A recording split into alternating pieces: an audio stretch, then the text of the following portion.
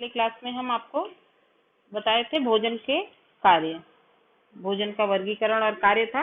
भोजन के कार्य हम आपको बता दिए थे और बोले कि अगले क्लास में हम आपको ऊर्जा पढ़ाएंगे। ऊर्जा का शरीर की आवश्यकता तथा आवश्यकता को प्रभावित करने वाले कारक। ऊर्जा क्या है? ऊर्जा शरीर को एनर्जी प्रदान करता है, या ऊर्जा शरीर को ताकत प्रदान करता है, या ऊर्जा शरीर में एक प्रकार की शक्ति प्रदान करता है जिससे हम सभी कार्य को करते हैं, चाहे पढ़ना हुआ, खेलना हुआ, उठना, बोलना, चलना, जो भी शरीर की क्रियाएं हैं वो सब ऊर्जा पर ही निर्धारित करती हैं। शरीर में शक्ति का संचार जो है, जैसे बिजली अगर नहीं है तो पंखा किसी काम का नहीं है, वो चल नहीं सकता है, वो दिख सकता है लेकिन वो चलता कार्य नहीं करता है। तो वैसे ही शरीर में अगर ऊर्जा नहीं है तो शरीर जो है वो शक्ति विहीन हो जाती है, उसके अंदर शक्ति नहीं रह जाती है। ऊर्जा प्राणी शरीर में एक शक्ति है जो विभिन्न क्रियाओं के लिए प्रयोग की जाती है। जो आपको बता दिए कि अगर आपके पास ऊर्जा नहीं है, आपके शरीर में शक्ति नहीं है, तो आप किसी कार्य को नहीं कर सकते हैं। यह शक्ति जो है वो हमको कैसे मिलती है? भोज्य पदार्थों से मिलती है। जो हम भोजन ग्रहण करते हैं, जिस खाने को हम खाते हैं, जिस पानी को हम पीते हैं, या जो हमारे शरीर के लिए आवश्यक चीजें हैं जिनको हम ग्रहण करते हैं, उसके द्वारा हमें शक्ति मिलती है जिससे हमारा शरीर सुचारू रूप से कार्य करता रहता है। भोजन में जैसे प्रोटीन, कार्बोज तथा वसा होते हैं। इनके पाचन, अवशोषण तथा उपापचय क्रिया से ऊर्जा प्राप्त होती है। अगर आप तुरंत भोजन को ग्रहण करेंगे और सोचें कि तुरंत आपको एनर्जी मिल जाएगी, तो ऐसा नहीं हो सकता है। इसका जब पाचन होता है, शरीर में अवशोषण होता है और पाचन होता है, तब जाके आपको वो एनर्जी मिलती है। आप तुरंत खाना को खा रहे हैं और आपको तुरंत बिजली की तरह एनर्जी मिल जाए, ऐसा नहीं हो सकता है, क्योंकि बिजली जो है वो तुरंत आती है और तुरंत कार्य को करने लगती है। जबकि आप भोजन को शरीर में ग्रहण करेंगे तो जो मशीन है शरीर के अंदर, जो क्रियाएं हैं, जो पाचन की क्रियाएं होती हैं, वो तुरंत कार्य नहीं करेंगी। पाचन की क्रिया तो तुरंत शुरू हो जाएगी, लेकिन उसमें जो संचार है, जो शक्ति का संचार है, वो तुरंत नहीं होगा कि आप भोजन ग्रहण किए और तुरंत ही आपको एनर्जी मिल जाए, ऐसा नहीं हो सकता। उसका जब पाचन होगा तभी वो आपको ऊर्जा देगा।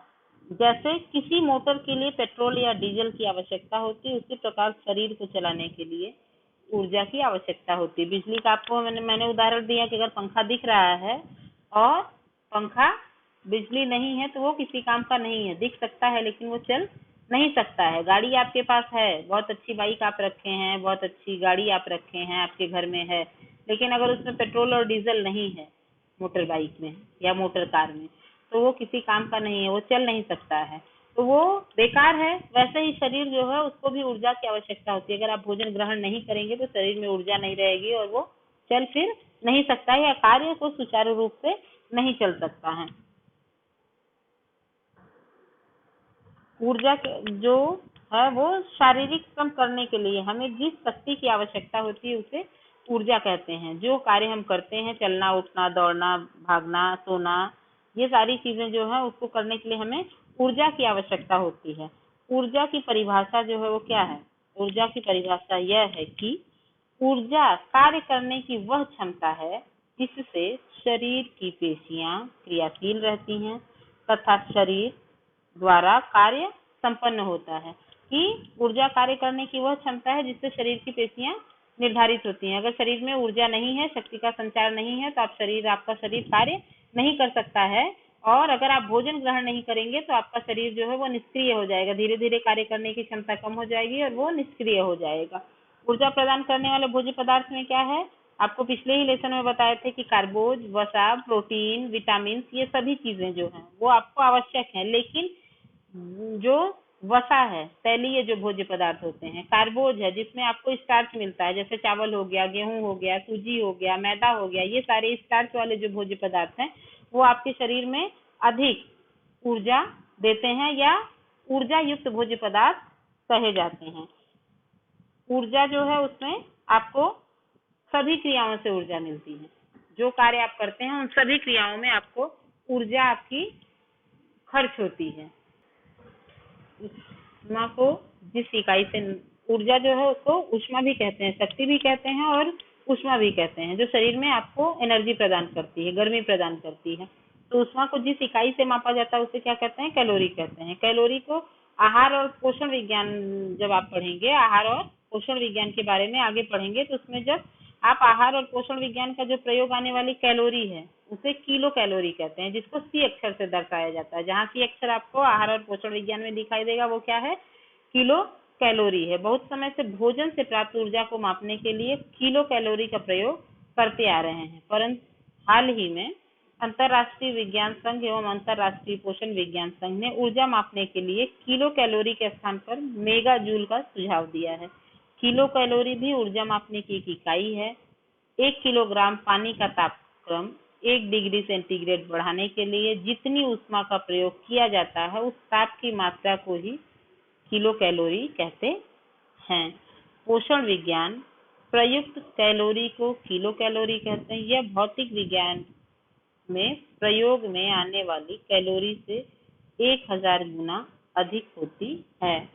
आगे है कि भोज्य पदार्थों में मूल्य का निर्धारण होता है। भोज्य पदार्थों में मूल्य का जो निर्धारण होता है वो भोजन का ऊर्जा में रासायनिक संगठन के आधार पर निर्भर करता है। जो भोजन हम ग्रहण करते हैं उसमें रासायनिक प्रक्रियाएं होती हैं। ऐसे भोजन को हम खा रहे हैं और खा के पेट में जब हमारे जाता है, जब तक रासायनिक क्रियाएं नहीं होंगी तब तक वो पाचन क्रिया में परिवर्तित नहीं होगी, और पाचन क्रिया में परिवर्तित नहीं होगी तो शरीर में आपके ऊष्मा या शक्ति का संचार नहीं होगा। जब वो रासायनिक संगठन उससे होगा या रासायनिक प्रक्रियाएं होंगी तभी जाके वो भोजन पचने लगता है। वे खाद्य पदार्थ जिसमें जल की मात्रा अधिक होती है उनका मूल्य कम होता है।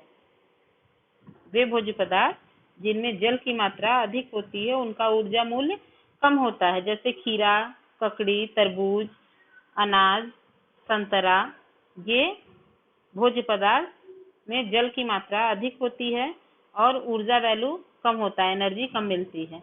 और अगर हम भोज्य पदार्थों में जिसमें जल की मात्रा कम होती है उनका ऊर्जा मूल्य अधिक होता है, जैसे गुड़, शक्कर, घी, तेल या विभिन्न जिसमें जल कम होता है। तो जल लगभग सभी चीजों में कम होता है। ऐसा भोज्य पदार्थ बहुत कम ही है जिसमें जल की मात्रा अधिक होती है, जो शरीर में एनर्जी कम देता है और ऊष्मा को संतुलित करता है, शरीर के तापमान को। भोज्य पदार्थ में कैलोरी मूल्य को प्रभावित करने वाले कारक। भोज्य पदार्थों में कैलोरी मूल्य को प्रभावित करने वाले कारक 3 होते हैं। पहला उसमें है भोज्य पदार्थों में पानी की मात्रा। भोज्य पदार्थों का उसमें उपस्थित पानी की मात्रा पर निर्भर करता है। वे भोज्य पदार्थ जिसमें पानी की मात्रा अधिक होती है उनका कैलोरी मूल्य कम होता है। ये आपको पहले ही बता चुके हैं कि जिनमें पानी की मात्रा अधिक होगी उनका कैलोरी मूल्य अधिक होगा, उसमें ऊर्जा कम मिलेगी। और यदि भोज्य पदार्थों को सुखा दिया जाए तो उनका कैलोरी मूल्य बढ़ जाता है, जैसे आलू, केला। इनका अगर चिप्स बना के खाया जाएगा तो इसमें अधिक कार्बोज मिलता है, और अगर हम इसे पानी में उबाल के खाएंगे तो इसमें कम ऊर्जा मिलती है, और अगर इसको हम तल के खाएंगे तो इसमें अधिक ऊर्जा मिलेगी। भोज्य पदार्थ एक ही है, आलू और केला एक ही है, ऐसा नहीं कि उसमें कोई परिवर्तन हुआ है, लेकिन उसके ग्रहण करने की जो परिवर्तन है उसके आधार पे ही कैलोरी मूल्य बढ़ता और घटता है। अगर हम उसको उबाल के खाएंगे तो उसका कैलोरी मूल्य कुछ और होगा, अगर उसको भून के खाएंगे तो अलग होगा, और उसको तल के खाएंगे तो उसका कैलोरी मूल्य अलग होगा। दूसरा है भोज्य पदार्थों में उपस्थित पौष्टिक तत्वों की मात्रा। कि कार्बोज, वसा तथा प्रोटीन मुख्य रूप से ऊर्जा प्रदान करते हैं। इसमें से वसा में सबसे अधिक ऊर्जा आपको मिलती है, सबसे अधिक ऊर्जा वसा में मिलती है, और उसके बाद कार्बोज में मिलती है, तीसरे नंबर पे प्रोटीन में मिलती है। यदि भोज्य पदार्थों में इन पौष्टिक तत्वों की मात्रा अधिक होती है तो उसका ऊर्जा मूल्य बढ़ जाता है। हरी पत्तेदार सब्जियां तथा फलों में वसा तथा कार्बोज की मात्रा कम होती है, क्योंकि इसमें जल की मात्रा अधिक होती है। हरी पत्तेदार सब्जियों और फलों में जल की मात्रा होती है, ये सूखा नहीं होता है। जब ये सूखेगा नहीं तो इसमें ऊर्जा मूल्य कम होगा सूखे हुए अनाज या फलों की अपेक्षा। तीसरा है भोज्य पदार्थों को पकाने से। भोजन बताए ना आपको कि भोजन पकाने की जो विधियां हैं उस पर भी ऊर्जा मूल्य का निर्धारण होता है, और उस पर भी ऊर्जा मूल्य निर्भर करता है। यदि भोजन को केवल जल में बिना कुछ मिलाए उबालकर पकाया जाता है तो उसके ऊर्जा मूल्य में वृद्धि नहीं होती है, परंतु अगर उसको मिश्रित करके कई चीजों में मिलाकर तल कर या भून कर खाते हैं तो उसका ऊर्जा मूल्य बढ़ जाता है। और उसका ऊर्जा मूल्य में वृद्धि तभी हो सकती है जब हम उसको तल के खाएंगे या उसको सूखा भून के खाएंगे। अगर उसको हम पानी में उबाल देंगे तो उसका ऊर्जा मूल्य कम हो जाएगा, उसकी ऊर्जा में वृद्धि नहीं होगी। शारीरिक ऊर्जा की मांग को प्रभावित करने वाले कारक कि आपका जो शारीरिक ऊर्जा है, आपकी कार्य करने की जो क्षमता है, उस पर भी ऊर्जा का मूल्य निर्भर करता है या उस पर भी ऊर्जा निर्धारित करता है। अगर एक वृद्ध व्यक्ति है, उसकी अपेक्षा एक छोटे बच्चे को अधिक ऊर्जा की आवश्यकता होती है। उसके क्रियाकलाप दोनों काम समान ही करते हैं। अगर दोनों को एक ही काम दिया जाए, वृद्ध व्यक्ति को भी और बच्चे को भी, लेकिन दोनों के कार्य करने की क्षमता जो है या अनुपात जो है वो अलग अलग होता है। वृद्ध व्यक्ति उस काम को आसानी से और सरल तरीके से करना चाहेगा, बच्चा जो है वो उछल कूद करके करता है। तो अगर बच्चा उछल कूद करके करता है तो उसको अधिक ऊर्जा की आवश्यकता पड़ती है, अधिक एनर्जी खर्च होती है बच्चे की। दोनों एक ही काम को करते हैं, लेकिन अगर आप कार्य को किस तरीके से कर रहे हैं उस पर वो निर्धारित करता है। आपकी एनर्जी जो खर्च होती है, ऊर्जा जो है वो आपका जो खर्च होता है वो आपके कार्य करने की शक्ति पर निर्धारित करती है, कार्य करने के तरीके पर निर्धारित करती है। तो जो शारीरिक ऊर्जा की मांग को प्रभावित करने वाले कारक है, उसमें पहला है आपका आयु तथा शारीरिक वृद्धि। आपकी उम्र क्या है और उसमें शरीर की वृद्धि कैसी है। अगर आप बूढ़े हैं तो विकास नहीं होगा, उसमें आप उसको सजो सकते हैं, उसका विकास नहीं कर सकते हैं। बच्चे अगर उसके टूट फूट की क्रियाएं जो है वो जल्दी संचालित होती हैं, जबकि वृद्ध की टूट फूट की क्रियाएं जल्दी संचालित नहीं होती हैं। अगर वो टूट गया तो उसको जोड़ने में समय लगता है। तो अगर आयु तथा शारीरिक वृद्धि का आपस में घनिष्ठ संबंध है। आयु बढ़ने के साथ साथ शारीरिक वृद्धि भी घटती है। शैशवावस्था, बाल्यावस्था तथा किशोरावस्था में शारीरिक वृद्धि तेजी से होती है, अतः इस अवस्था में उन्हें अधिक ऊर्जा की आवश्यकता पड़ती है। बाल्यावस्था, किशोरावस्था और शैशवावस्था में। और जैसे जैसे उसका वृद्ध होता उम्र बढ़ता जाएगा वैसे वैसे उसको कम वृद्धि की आवश्यकता होती है या कम ऊर्जा की आवश्यकता होती है। जैसे वृद्धावस्था में ऊर्जा की मांग कम हो जाती है क्योंकि शरीर के तंतुओं का निर्माण नहीं होता है बल्कि विनाश होने लगता है, इसलिए वृद्धावस्था में ऊर्जा की आवश्यकता कम हो जाती है। दूसरा दिया है शारीरिक क्रियाशीलता, कि व्यक्ति जो है वो किस तरह का कार्य कर रहा है। जो अधिक परिश्रम का काम करेगा उसको वो अधिक ऊर्जा की आवश्यकता होती है, और जो कम परिश्रम का काम करता है उसको कम ऊर्जा की आवश्यकता होती है। ऊर्जा आपको प्रोटीन से भी मिलता है, कार्बोहाइड्रेट से भी मिलता है और वसा से भी मिलता है, लेकिन अगर मानसिक कार्य करने वाला व्यक्ति है तो उसको प्रोटीन की अधिक आवश्यकता होती है, और शारीरिक कार्य करने वाला व्यक्ति है तो उसको कार्बोहाइड्रेट की अधिक आवश्यकता पड़ती है। तो शारीरिक क्रियाशीलता पर भी व्यक्ति की ऊर्जा जो है वो निर्भर करती है कि व्यक्ति किस तरह का शारीरिक क्रिया कार्य कर रहा है, उसके आधार पर ही उसको ऊर्जा या भोजन दिया जाना चाहिए।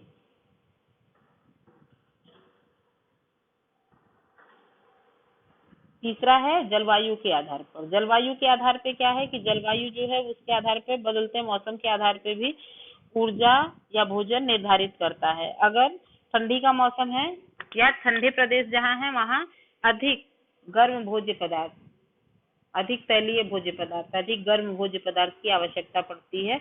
उसकी अपेक्षा जहाँ गर्म प्रदेश है वहाँ लोग शीतल भोज्य पदार्थ का अधिक प्रयोग करते हैं या शीतल भोज्य पदार्थों का उपयोग करते हैं।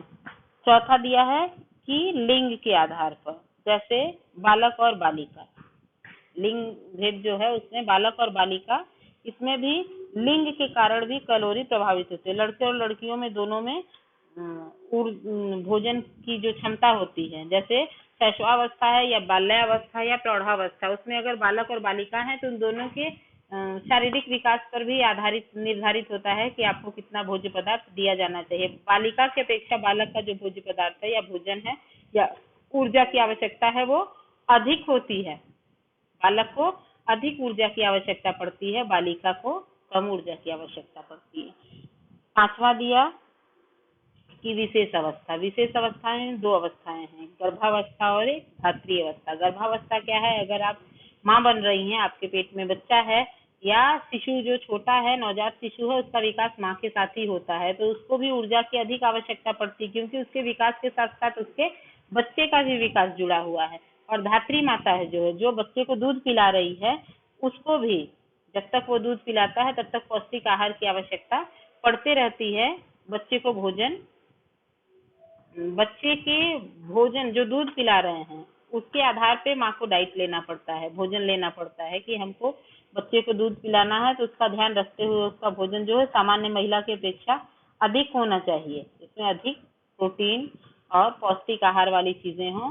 उस हिसाब से उनका एक डाइट चार्ट जो बनाते हैं, वो हम आपको जब क्लास में बताएंगे तब आपको डाइट चार्ट बनाना बताएंगे, और डाइट चार्ट में क्या क्या किया जाता है ये बताएंगे, तो हम आपको क्लास में बताएंगे तब कि डाइट चार्ट में कि गर्भावस्था, धात्री अवस्था और नॉर्मल अवस्था में किस प्रकार का चार्ट बनाएं और किस तरह से भोजन को हम विभाजित करें या विभाजन में रखें कि हम सामान्य अवस्था में और धात्री अवस्था में किस तरह का भोजन निर्धारित करें।